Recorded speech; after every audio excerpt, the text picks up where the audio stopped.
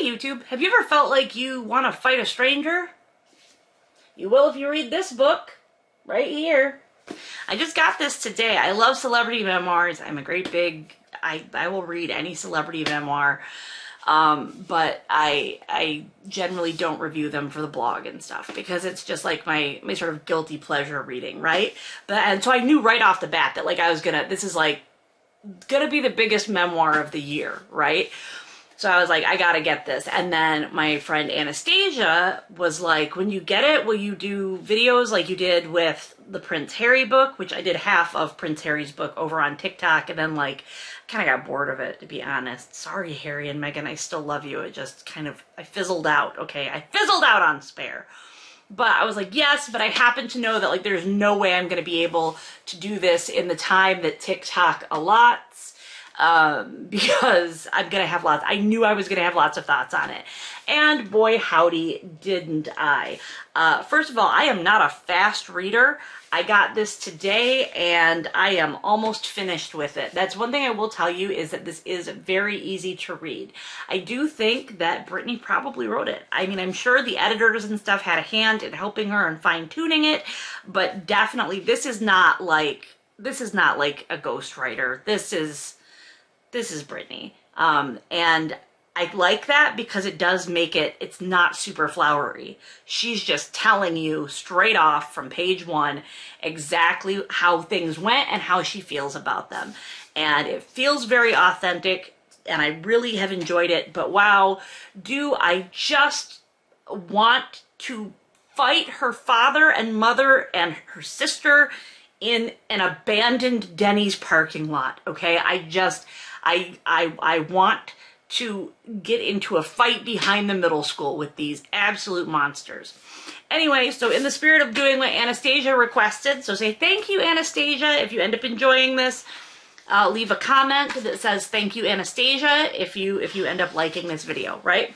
Also, check out the description box because there are like links in there to other stuff, and like, comment, subscribe, because otherwise I probably will say that again at the end of the video, but who knows, maybe I won't. So she dedicates the book to her, it says, for my boys who are the loves of my life, which is very nice, right? And there's a little prologue where she talks about how she liked to be outside when she was younger. She really enjoyed like being outside, and the reason why is because I was usually scared in my home. That's not a promising beginning, right? Right? When she was a kid, she was afraid to be at home. Okay. Chapter 1, she talks quite a bit about her childhood and gives some family history. One of the things she talks about is how everybody raised their kids in the South.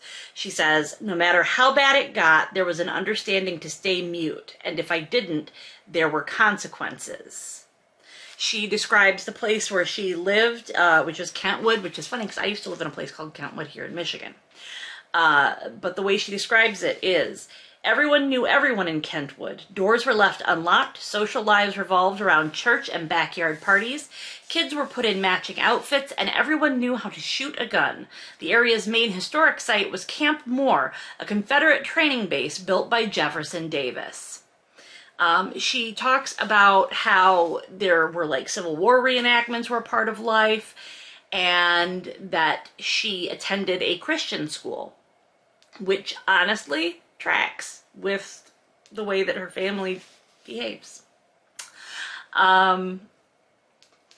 She talks about how she figured out how to sing, or that she liked singing, and that was because of a housekeeper that they had. And I don't know if things are like different, but she says in the book multiple times like, oh, we didn't have any money, but sometimes they had a housekeeper. So I do kind of wonder a little bit if being young and getting famous very young sort of skewed her idea of wealth, because there are a few times in this book where she talks about how they didn't have any money, but you know, they had this or that. And you're like, well, that's not really what not having money is, right, Brittany? But she says, Singing is magic. When I sing, I own who I am. I can communicate purely. When you sing, you stop using the language of hi, how are you? You're able to say things that are much more profound. Now, I love Britney. I love Britney with all my heart and soul, and I promise this is not a video where I'm going to drag Britney because I love Britney. However, when she says you're able to say things that are much more profound, I would like to know exactly where If You Seek Amy falls on that list. She also talks about listening to Mariah Carey. There's more about Mariah Carey in this book in here, but she mentions listening to Mariah Carey when she was little. And she also mentions that her grandfather was a bastard, her dad's dad. And her dad's dad is the June that is being talked about in here. There's June and Jean, and that's husband and wife. June sent Jean to Southeast Louisiana Hospital, a by all accounts horrible asylum in Mandeville where she was put on lithium. And this is because she had had a miscarriage and she kind of like didn't get, or no, not a miscarriage. She had a baby die when it was 3 days old. So her granddad put her grandma away. So that is great. The way people talk about men like June in the South is to say nothing was good enough for him, that he was a perfectionist, and that he was a very involved father. I would probably put it more harshly than that. Me too, Britney. Me too. Jean wasn't the only wife June sent to the mental hospital in Mandeville. So we're talking about, this family is fucked up from the word go, because her dad was alive, obviously, when his mom took her own life and had been institutionalized because of her grief, and then got out, later took her own life when her dad was 13 years old. And then there were then subsequent stepmothers who were also institutionalized. However, but June softened as he got older. I didn't experience the vicious man who had abused my father and his siblings, but rather a grandfather who seemed patient and sweet. Holy cow. I went through that quite recently, actually, and it explained some stuff about my own dad, and so that part really struck me super hard. She talks about her mother's parents, and they were like better off, and not even just better off money-wise, but better off emotionally too, except for that her grandmother was from England. She was from London, and she ended up married to Britney's granddad, who was a farmer in Louisiana. So my grandmother kept to herself, read a ton of books, became obsessed with cleaning, and missed London until the day she died. My family said that Barney didn't want to let Lily go back to London because he thought that if she went, she wouldn't come home. Right away, it seems like Britney has been set up in her life to expect that men are allowed to mistreat their wives and hold them hostage or hospitalize them. So things are not going great. I mean, that's some excellent foreshadowing there, but I wish it didn't happen. You know, it's like one of those things where you see excellent foreshadowing in a memoir and you're like, no good will come of this. Chapter 2 starts out, she talks about how her dad is an alcoholic and how he like missed his son's birthday party, his first birthday party. And then when, like, missed Christmas one time, and then their parents, like, separated. It said that March of 1980, she filed for divorce, but June and June's new wife begged her to take him back, and she did. So here's Britney's mom being coerced into going back to an abusive marriage situation.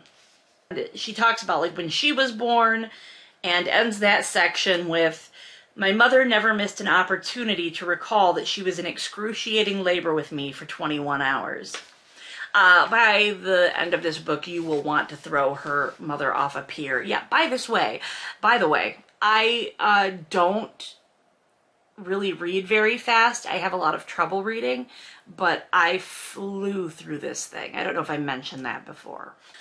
Britney talks about how she had this really good relationship with her great-grandmother, and she spent a lot of time with her great-grandmother, really, really loved her. And then as the grandmother got older, she started to get senile, and, you know, Brittany was like, I could see her at my house, but I couldn't go stay at her house anymore. And she says, I didn't understand how being with someone I loved could be considered dangerous. So again, very ominous, because we kind of know how this all plays out, right?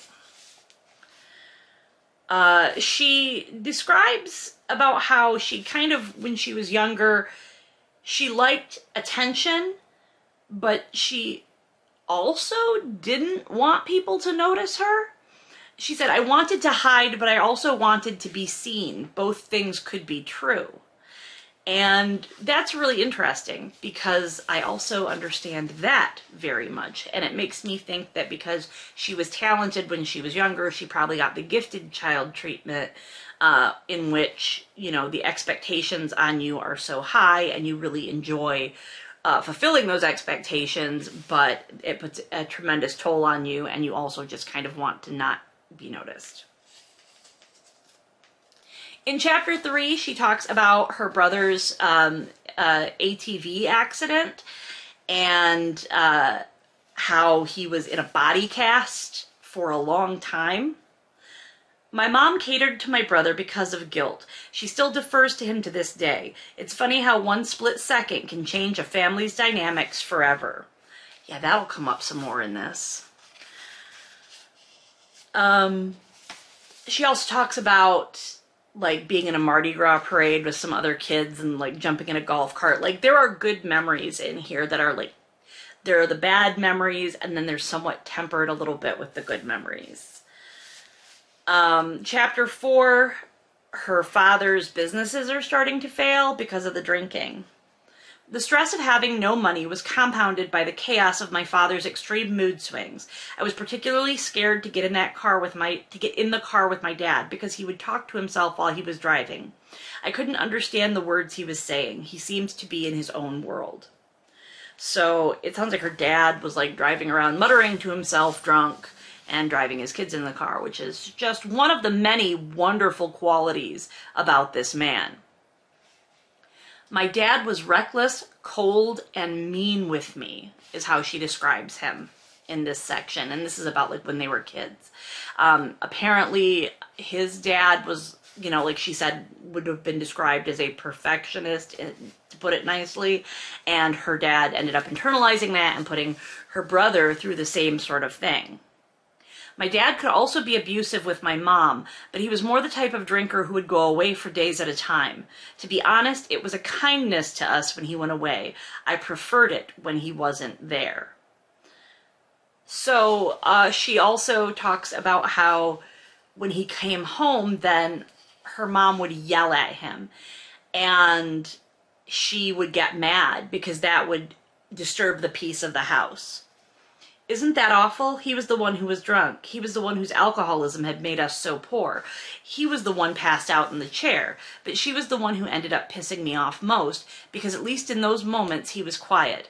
I was so desperate to sleep, and she wouldn't shut up. This is, like, going on in this person's childhood. Like, this is just, I know that people have bad childhoods. I absolutely know it, right? That's not a big shock, but it just is one of those things where you look at somebody and you think, wow, they've got it all, right? But her childhood was absolutely bonks. It sounds like in chapter 5, her career kind of started, well, it doesn't sound, is what she says, but she was very small, and she was taking dance classes and gymnastics classes, and then they started putting her in talent contests, and then her parents started seeing bigger things that they could do, and they took her to audition for the Mickey Mouse Club, and they took her even though she was 8 years old, and the cutoff age was 10. So at 8 years old, she's already auditioning for television shows, and her parents are driving her around to win these competitions, right? For my audition, I sang Sweet Georgia Brown while doing a dance routine, adding in some gymnastics flips. The song choice the flips going with that song choice. The guy, like, she and Christina Aguilera did not get into the Mickey Mouse Club, but the guy that auditioned them told Britney's mom that they should go to New York. And they were like, okay, yeah, let's go to New York. But it says, instead, for about 6 months, I stayed in Louisiana and I went to work waiting tables at Lexi's seafood restaurant, Granny's Seafood and Deli, to help out.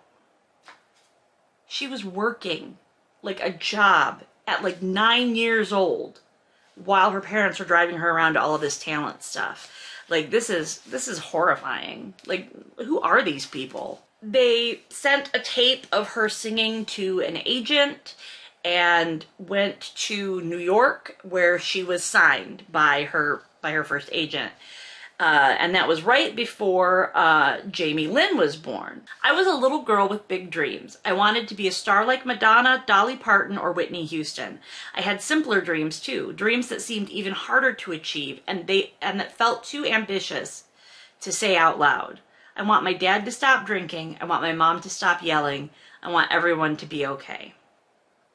And so she saw being able to sing and having a career as being a way of controlling situation, because she could control her performances and she could control how good she did, but she couldn't control any of that stuff at home, and that seemed more unachievable than becoming a star like Madonna.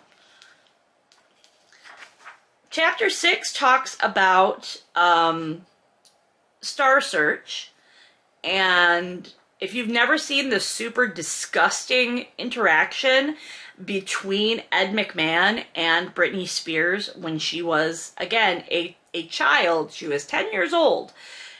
If you've never seen that before and you want your skin to crawl, go look it up on YouTube. She talks about it in here, about him asking, saying she had pretty eyes and asking if she had a boyfriend. She says, I kept it together until I made it backstage, but then I burst into tears. Afterward, my mom got me a hot fudge sundae. And she did lose, so it's possible that, she cried because she lost, but I just can't, it's gross, the way that, it's gross. Just go look up the clip. Just trust me. I did not know about her theater career at all. I had no idea that Britney Spears was like a theater kid. I thought that Mickey Mouse Club was like the first thing she ever did. I thought, okay, she did Star Search, she did Mickey Mouse Club. What I did not know is that she was an understudy in Ruthless, and she was the understudy with another one, and that was Natalie Portman was the other understudy for Laura Bell Bundy. And then Britney ended up taking over the lead of the show when Laura Bell Bundy left. I'm sorry, this is theater knowledge I didn't have? How? How? She didn't want to miss Christmas with her family, so she gave up the lead in an off-Broadway show. She just walked. She's like, nah. She said that it was not, that the schedule for New York theater was just not her thing. And then she auditioned again for the Mickey Mouse Club and became a basketball player at school. She decided she wanted to play basketball, and it was the next best thing. That playing basketball to her is the next best thing to being on stage. Chapter 7, she says, my second audition for the Mickey Mouse Club got me booked. She talks about the people that were on it: Christina Aguilera, Nikki DeLoach, Kerry Russell, Ryan Gosling, and Tony Lucca, who I thought was so handsome. So there's a little bit of Mickey Mouse Club gossip for you. She had a crush on Tony Lucca. I think it's really cool that they actually shot the show at Disney World in Orlando, because she said that during their breaks in filming, they would go on rides. Like, they go and they're like dancing and singing and filming, and then they get to go to Disney World because it's like where they work, right? So at this time, she has this big crush on Tony, And at a sleepover, though, they played Truth or Dare and dared Justin to kiss Britney. So to dare Justin Timberlake to kiss her. She says it was a good experience. She really liked it. A lot of people, after the show ended, went to New York or Los Angeles to keep, their career going. But she just wanted to go home to Louisiana and just play basketball and be a kid, like kids do. But going back home and like having fun, this family is so fucking dysfunctional. All right. For fun, starting when I was in 8th grade, my mom and I would make the 2-hour drive from Kentwood to Biloxi, Mississippi. And while we were there, we would drink daiquiris. Now, you might be thinking to yourself, of course it was like a virgin daiquiri, right? No one goes to Biloxi, Mississippi and gets drunk with their 8th grader, right? Who would be so irresponsible? Her mother, that's who. I loved that I was able to drink with my mom every now and then. The way we drank was nothing like how my father did it. When he drank, he grew more depressed and shut down. We became happier, more alive, and adventurous. And these are like some of her happy memories. Like she has memories in here about drinking White Russians in the car, like while her mom was driving. So they have been giving this girl alcohol since she was in 8th grade, letting her drink White Russians in the car. Like, oh my God. By 13, I was drinking with my mom and smoking with my friends. So she was smoking cigarettes. She got in trouble for it in the car, and and her mom yelling at her, it like caused a car accident. So she didn't really get in trouble. They kind of like got let go. There's other stuff going on in here. I wasn't just drinking and smoking by that age. I was precocious when it came to boys.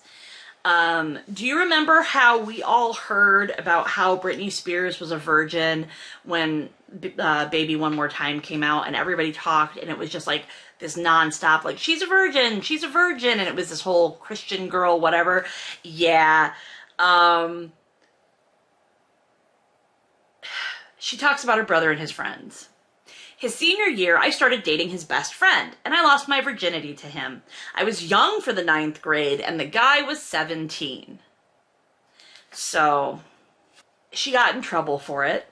The trouble is like the kind of thing that parents do to their kids and film it and put it on TikTok or Facebook to go viral for like how mean their punishments are. Like, this is what it was. As punishment, I had to walk around the neighborhood all day with a bucket, cleaning up garbage like a prisoner on the highway. Brian followed me around, taking pictures as, crying, I picked up the trash. So, her brother told on her, and then he was involved in the punishment. That always works out great in families. She basically just wanted to be a normal teenager, but then these opportunities kept coming up, and she saw the other people from like the Mouseketeers start building these music careers, right? So in chapter 8, she goes and meets Clive Calder in New York and starts to get to work in the music industry. Like, this is where it starts, is she goes and gets to work in the music industry. She had a family friend named Felicia, and I think the way you pronounce it is Fee, because the way she abbreviates it, because it says I called her Miss Fee, who chaperoned her on all this stuff. And then she's recording and is in New Jersey for a year putting together the first album. And then this happens. Max Martin flew to New York and we had a dinner meeting, just me and him, with no assistants or label people. Even though I usually had handlers around because of my age, in this case, they wanted me to meet him by myself. Yeah, no, I don't give a shit about who someone is. I'm not letting my teen daughter, my 15-year-old daughter, well, I guess by now she'd be 16, but even still, my 16-year-old daughter just go have dinner with some random man. Like no one was protecting this girl at all. Like nobody was protecting this child. In chapter 9, she talks about Baby One More Time for the video, and she apparently foretold the success of High School Musical. I'm not kidding. I told the executives at the label that I thought people would want to see my friends and me sitting at school bored, and then as soon as the bell rang, boom, we'd start dancing. So, like, seriously, Britney knew. Britney knew High School Musical was going to be a thing. She also felt like this was a really fun thing because she says that that's when she had the most passion for music and for performing, because nobody knew who she was, and so it didn't matter if she messed up. She goes on a mall tour, 26 stops or something like that, and then by the end of September, she says, when the song is on the radio and when the video came out, all of a sudden people are recognizing her everywhere. She went on a tour with NSYNC, which, you know, Justin Timberlake was in. And she went on Total Request Live, and she got on the cover of Rolling Stone. If you remember the cover of Rolling Stone, you'll remember it when she describes it. When the magazine came out, the photos were controversial because the cover shot of me in my underwear holding a Teletubby played up how young I was. My mother seemed concerned, but I knew that I wanted to work with David LaChapelle again. Her mother was concerned about this picture, right? But like not about her meeting a man, not about her living in New York on her own, not about the fact that like her daughter wants to be at home playing basketball in high school. All right, chapter 10. Chapter 10 is where we start talking about Justin Timberlake and what an absolute human butt nugget he is. Just like a little wad of toilet paper that gets stuck in your ass hair, right? Like that is what he is. He's the human equivalent of that. Let's get into it. She said that they had stayed in touch after Mickey Mouse Club, and because they were on tour together, they started hanging out all the time, and she was like in love with him. His band, NSYNC, was what people back then called so pimp. Britney, I guarantee they were not so pimp. Nobody was saying that. None of us, honey. Not a goddamn one of us was saying it. You might have been saying it. They might have been saying it. It sounds like they were saying it, actually, because she also says, NSYNC hung out with black artists. Sometimes I thought they tried too hard to fit in. One day, Jay and I were in New York, going to parts of town I'd never been to before. Walking our way was a guy with a huge blinged-out medallion. He was flanked by 2 giant security guards. Jay got all excited and said so loud, "Oh yeah, faux shiz, genuine, what's up, homie?" And then apparently when he walked away, she and this family friend, Miss Fee, did an impression of him like straight to his face about how ridiculous he was. But you know what? I 100% can see Justin Timberlake saying faux shiz to Genuine. Totally. Oh my God. What's up, homie? I can totally see this. I couldn't help but notice the questions he got asked by talk show hosts were different from the ones they asked me. Everyone kept making strange comments about my breasts, wanting to know whether or not I'd had plastic surgery. She was a child, and I do remember that this was quite a thing, that like everybody wanted to talk about if she was a virgin, if she, you know, just all of this nonsense. Nonsense! Absolute nonsense!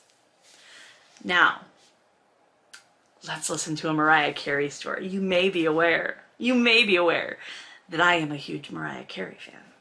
So I was so excited to read this. And I will, in fact, do a Mariah Carey impression while reading this. At one awards show, I knocked on Mariah Carey's dressing room door.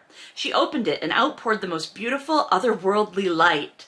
You know how we all have ring lights now? Well, more than 20 years ago, only Mariah Carey knew about ring lights. And no, I can't just say her first name. To me, she is always going to be Mariah Carey. Okay, same, ma'am, but also, it's not a ring light. That's just what Mariah exudes when she walks around. I asked if we could take a photo together and tried to take one where we were standing, and she said, "No, come stand here, darling. This is my light. This is my side. I want you to stand here so I can get my good side, girl." She kept saying that in her deep, beautiful voice. "My good side, girl. My good side, girl." I did everything Mariah Carey told me to do. I would do!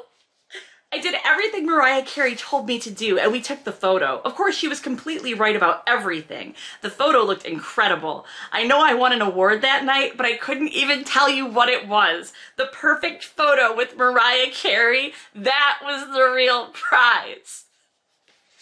I would die. I would die, Britney. Britney, you're so lucky. That's probably what that song Lucky is about. It's about meeting Mariah Carey. She talks about doing the 2000s VMAs and her whole dance thing. That was where she had the suit and she ripped it off and she was like, looked practically naked because she had the rhinestones on, right? Very cute look, very cute thing. All right, so, later, MTV sat me down in front of a monitor and made me watch strangers in Times Square give their opinions of my performance. Some of them said I did a good job, but an awful lot of them seemed to be focused on my having worn a skimpy outfit. They said I was dressing too sexy and thereby setting a bad example for kids. The cameras were trained on me, waiting to see how I would react to this criticism, if I would take it well or if I would cry. Did I do something wrong? I wondered. I just danced my heart out on the awards show. I never said I was a role model. All I wanted to do was sing and dance. But apparently they just kept pushing her and pushing her to say something about it, and she felt kind of trapped. It shook me up, and it was my first real taste of a backlash that would last years. It felt like every time I turned on an entertainment show, yet another person was taking shots at me, saying I wasn't authentic. And she's like, you know, I didn't know why anybody, like, what did people want me to do, like, to be more authentic? Meanwhile, I started to notice more and more older men in the audience, and sometimes it would freak me out to see them leering at me like I was some kind of Lolita fantasy for them, especially when no one could seem to think of me as both sexy and capable or talented and hot. Her song, or her album or whatever, Oops, I Did It Again, came out, and she was going on her first world tour. I was able to build my mom a house and settle my father's debts. I wanted to give them a clean slate. You should have given them nothing. You should have given them absolutely nothing, ma'am. Nothing. Chapter 11, she talks about the Super Bowl. She says, at the 2001 MTV Video Music Awards that September, the plan was for me to sing I'm a Slave for You, and we decided I would use a snake as a prop. It's become an iconic moment in VMA's history, but it was even more terrifying than it appeared. She did not like the snake. She did not like holding the snake. She did not like the way the snake looked. She did not like the snake. In my head, I was saying, just perform, just use your legs and perform. But what nobody knows is that as I was singing, the snake brought its head right around to my face, right up to me, and started hissing at me. You didn't see that shot on the TV, but in real life, I was thinking, are you fucking serious right now? The fucking goddamn snake's tongue is flicking out at me right now. And okay, now remember how much she talked about meeting Mariah Carey? Do you remember that whole anecdote about Mariah Carey? The next night at Madison Square Garden in New York City, just days before September 11th, I performed a duet of The Way You Make Me Feel with Michael Jackson to celebrate the 30th anniversary of his solo career. That's it. That's all Michael Jackson gets. Now we know that she's friends with Wade Robson, and he's actually been mentioned several times in here. So that could be why. But I will internalize it as Mariah Carey is just more special than Michael Jackson. She did Crossroads, and she wasn't prepared for the experience of acting. Some people do method acting, but they're usually aware of the fact that they're doing it. But I didn't have any separation at all. And basically she walked around talking like her character, reacting to things like her character. She wasn't really, like, she wasn't prepared to act, and so it kind of messed with her head a little bit. I should have said to myself, it's a teen road movie. It's not that deep. Honestly, just have a good time. They finished Crossroads, and it says, that was pretty much the beginning and end of my acting career, and I was relieved. The Notebook casting came down to me and Rachel McAdams, and even though it would have been fun to reconnect with Ryan Gosling after our time on the Mickey Mouse Club, I'm glad I didn't do it. If I had, instead of working on my album In the Zone, I'd have been acting like a 1940s heiress day and night. I can't imagine, like, I don't like that movie, but, like, that's so iconic, but I can't imagine Britney Spears, you know what I mean? I don't know, I just can't imagine. So in chapter 12, she says she thinks about that time, that particular time, that first part of her career as being, like, her living her dream. Like, that was her dream. That's what she was enjoying. I was able to be a little bit sinful then. Skinny dipping, staying up, talking all night. Nothing over the top.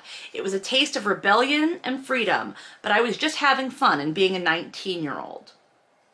You know, fair enough. You're 19 and you're rich and you're famous. You're world famous. But then, it says, the Dream Within a Dream tour, right after my album Britney, came out in the fall of 2001, was my 4th tour and one of my favorites. She started going on mall tours in 1998, and by 2001, she is on her 4th tour. And how many albums has she worked on? At the time, it didn't seem, because she just suddenly, like, when Britney Spears got famous, it was just like, one day, who the fuck was she? And the next day, she just appeared, like, out of the blue. Like, there's a Britney Spears. And she exists now. She is a person you are aware of. And it happened that fast, right? But when you're talking about the beginning of her career and all the stuff, I guess I never realized how much stuff she did in, like, those first 2, 3, 4 years of her career. Like, how much work this kid was doing. I mean, I couldn't have. At 19, are you kidding me? Here's another really interesting thing that I was unaware of. Around this, she talks about in 2002 and how she had hosted SNL twice. Around that time, I was asked if I'd like to be in a movie musical. I wasn't sure I wanted to act again after Crossroads, but I was tempted by this one. It was Chicago. She turned it down. She said she actually turned down 3 or 4 movies because she just wanted to do the music and the dancing and the stage show. But I look back now and I think when it came to Chicago, I should have done it. I had power back then. I wish I'd used it more thoughtfully, been more rebellious. Chicago would have been fun. It's all dance pieces, my favorite kind. Prissy, girly, follies, pussycat doll-like, serve off your corset moves. I wish I'd taken that offer. She doesn't specify which part it was, and it's hard to tell, because she said she would have gotten to play a villain who kills a man and sings and dances while doing it too. Britney, that could be anybody. That could have been anybody. Like, were they offering her, like, the Renee Zellweger role? Were they offering her the Catherine Zeta-Jones role? Were they offering her the role that Maya ended up playing? Because that was, like, a pop star role. It was a very small, like, cameo. I can't tell. I would love to know. Does anybody know that rumor? Leave it in the comments. She really lavished gifts and stuff on her family. She talks about how she was living with Justin Timberlake in Orlando. By the way, while people were still saying that she was a virgin, they were living together in Orlando. And at one point they shut down the FAO Schwartz in Orlando so that she could take her little sister there. And they bought her like a little, like a Power Wheels thing. That's how we all were with Jamie Lynn. You see it, you like it, you want it, you got it. As far as I could tell, her world was the Ariana Grande song Seven Rings Come to Life. When I was growing up, we didn't have any money. My prized possessions were my Madame Alexander dolls. Okay, this is yet another thing where I'm like, that's really not something that you have if you don't have money. Like Madame Alexander dolls, it's not like buying a Barbie. It's not something like that. Like those are pretty expensive. So I do honestly feel, because she talks about how they don't have money, and her dad had like 2 different businesses, and he was a drinker and stuff, but you know, he had businesses. Her mom taught school, so we had 2 parents working, and at times they had a housekeeper, and now it's like, oh, we were so poor, all I had were Madame Alexander dolls. I think that this was a case of getting rich young skews her perception of what poor is. If you were wondering about the denim coordinated thing, this is how it happened. I still can't believe that Justin was going to wear denim, and I said, we should match. Let's do denim on denim.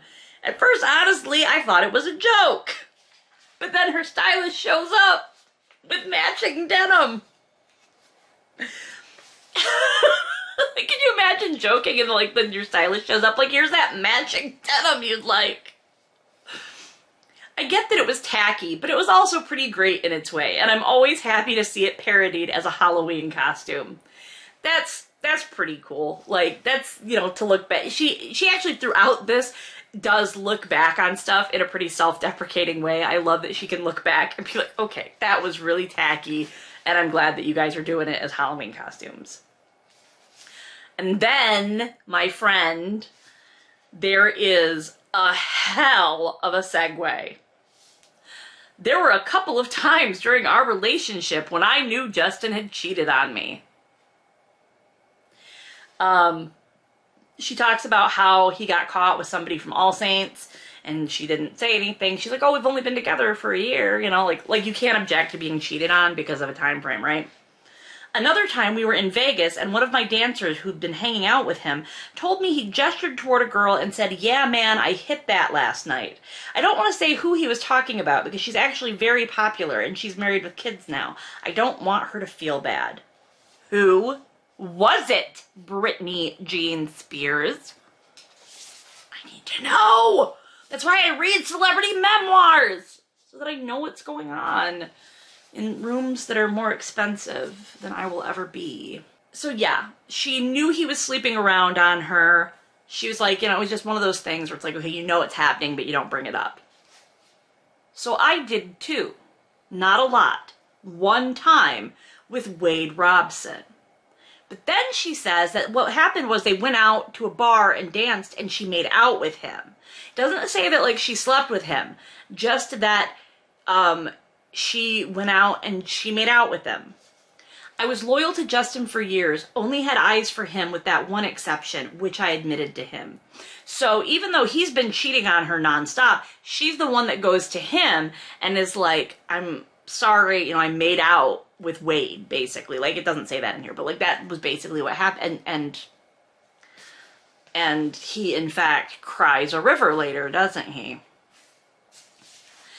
And then this is the part that everybody in the press has already talked about.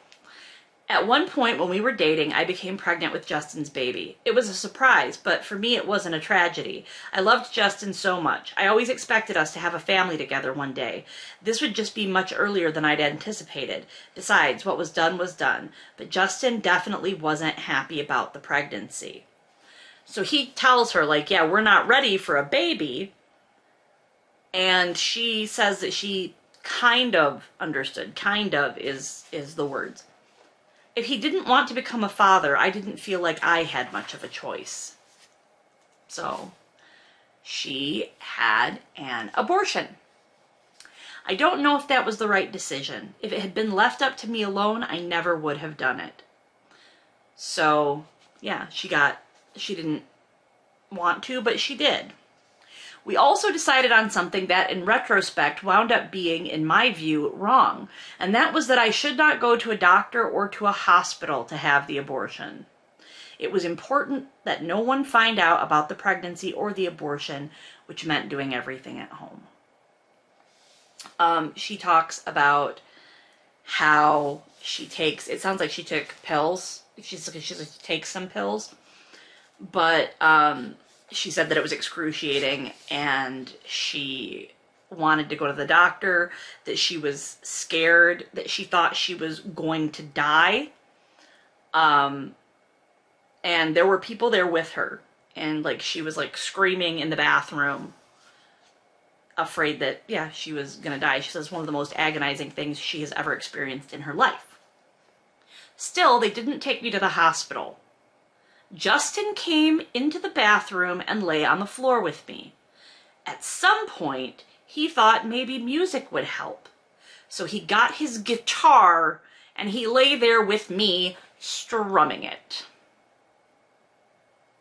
She is screaming and crying and wanting to go to a doctor.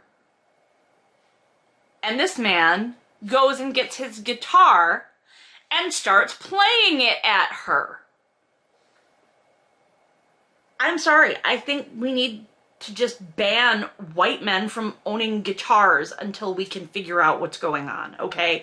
I just don't think that they should have them anymore. Like, having read this, Justin, don't bring it up with me. Justin ruined it for you, okay? Justin faux shizzle ruined it for you. So bring it up with him. And then at the end of chapter 12, she says, I should have seen the breakup coming, but I didn't. So that is where we are going to leave off for now, Jealous Haters AV Club.